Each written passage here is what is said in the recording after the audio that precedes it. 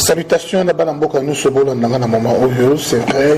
Je parle de deux marches qui ont eu lieu ici à Kinshasa, marche organisée par l'UDPS, marche aux Ezala qui est organisée par une bande de Koyala Moka.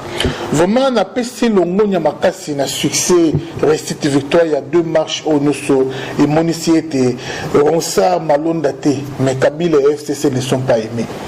Qu'on ne se voile pas de face, le problème ce n'est pas les choix de Ronsard Malonda, mais le problème c'est les choix des kabilistes Nasseni. On ne veut pas de Kabila. C'est ça la vérité. Ronsard Malonda, comment Ronsard, qui connaît Ronsard Malonda? Tu veux bien sûr Ronsard Malonda. Les lots, ceux qui sont rivales, Naza choix à Kabila, Naza kabiliste, bah marche pour Ronsard les Maboué. Qui qu'il soit, Ezala, Yom Tozotalangaï, Martin Sali, Jean-Pierre Nimé, René Nimé, Kombonio sur Routiap. Ceux qui ont choisi Kabila, aux kabilistes, marche au sein de Makaka Boué. D'où les problèmes, c'est pas Ronsard Malonda, c'est Kabila et FCC ne sont pas aimés. Attaquons plus Moutoro Aza, l'inamité c'est Kabila. Quant à Ronsard Malonda, bon, on analysera et il ne passera pas. Et personne n'acceptera que Ronsard Malonda a dirigé Seni. Yangona Senga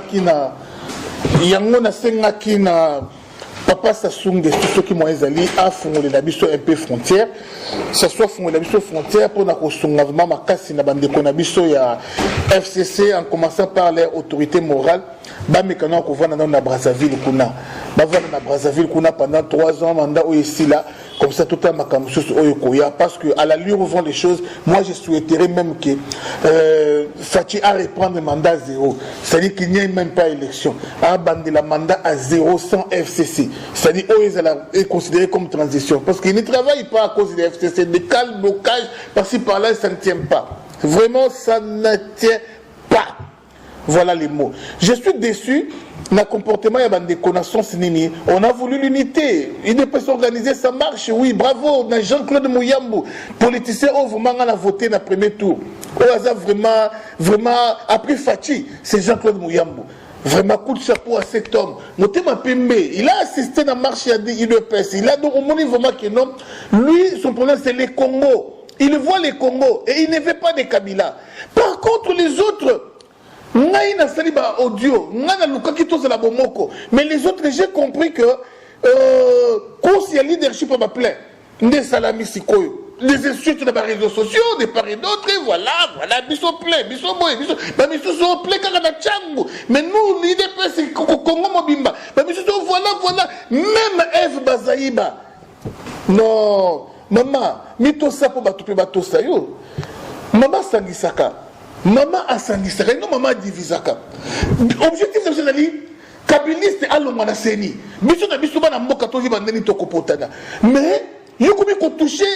Na biso moko lisusu to bunana to potana mais quel est l'esprit qui est dans cette femme? Quel est l'esprit qui est dans cette femme?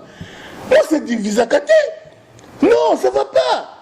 J'ai regretté vraiment, j'ai beaucoup regretté les propos d'Eve Bazaïba pendant qu'on veut l'unité. Les G-Coco, tel, tous, on a prouvé l'unité. Je me suis fait soutenir marche, il y a Jean-Pierre Bemba. J'ai vu certains banderoles, je me suis fait une presse. Banaba moto, il y a une presse, Bazala Kissima. Tous, on a voulu que FCC Kende. Mais voilà les résultats. Et comme une guerre entre nous. Et je vous dis franchement, quelqu'un m'a appelé pour me dire, mais sans rival, pourquoi tu veux l'unité avec FCC et avec la Mouka? On y évite que Kabila Nengazawana accepte de partager les pouvoirs avec Fachi, mais la Mouka ne voudrait pas partager les pouvoirs avec Fachi. La Mouka voudrait même la mort de Fachi. Voilà ce qu'ils ont fait à Genève. La Mouka voudrait même écarter Fachi. Attends, tu solonga mais Fachi Zalate. Eh, la Mouka est dans ma casse. Les qui continuent au FCC, au Kabila, contre Fachi. Et toi, ça arrive à te dire l'unité. Mais où nous en sommes? Quelque part, comment on dirait, on a pris ses raisons ou comment? On a voulu être ensemble, tout le monde dans Kabila, tout le monde dans FCC. Papa, ça souffre la frontière. Pour nous, on a voté les mélanges. Papa, ça souffre la frontière. Kabila n'a pas tout naïba qui est dans Brazzaville. Va nager, n'a pas battu ma bézoya.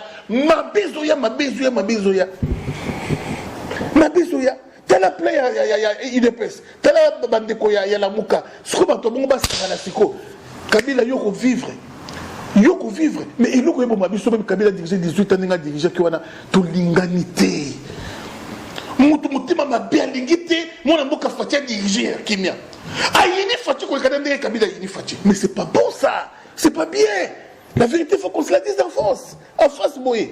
Non, ça va pas. Franchement ça va pas.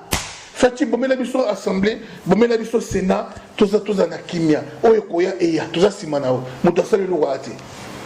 Les lobby la mouka les boma assemblée boma Sénat. Oh monsieur Luamba hier a démissionné déjà. Il va distraire bateau. Luamba a démissionné. Oh mutu ko constitutionnel a démissionné. Je l'ai vu prof Mbata, je l'ai vu kuna na likolo ya ko constitutionnel. Makambo ke malamu. Prof Mbata dirigé kuna alors makambo kimia. Oh lukeli biso Christophe Ngobie parce que nini Séni faisait diriger le ministère ya intérieur. Mais c'est intérieur soit Séni parce que prêtre c'était ce qui va décevoir biso. Les mongo Kabila. Quel est le propos ya Mbongo? Comment un cardinal peut être contre toute une tribu? Mais ça fait mal ça. Ça fait mal. Ma famille est catholique. Famille n'a maman n'a pas de catholique. Mais qu'est-ce qu'un bon est en train de faire? Je n'ai pas vu ça. N'attends moi cardinal Maloula. Oh boy vraiment tribu mobimba ya malubo bike muluba pendant que ngoy mulunda Mswahili a dirigé Séni. Kabila entre guillemets alata elonge nzoto ba Swahili. Oh musu malumalu, oh musu tete. Pourquoi nous ba yangote? Pourquoi nous ba yangote? Mais ça fait mal. Celui qui fait un BBC secret. Mais il peut sonner un BBC secret, il ne va pas te mettre le mabo. Mais il peut collaborer. Mais nous sommes au Kanaki pour vous détruire le Moka. Ça ne va pas.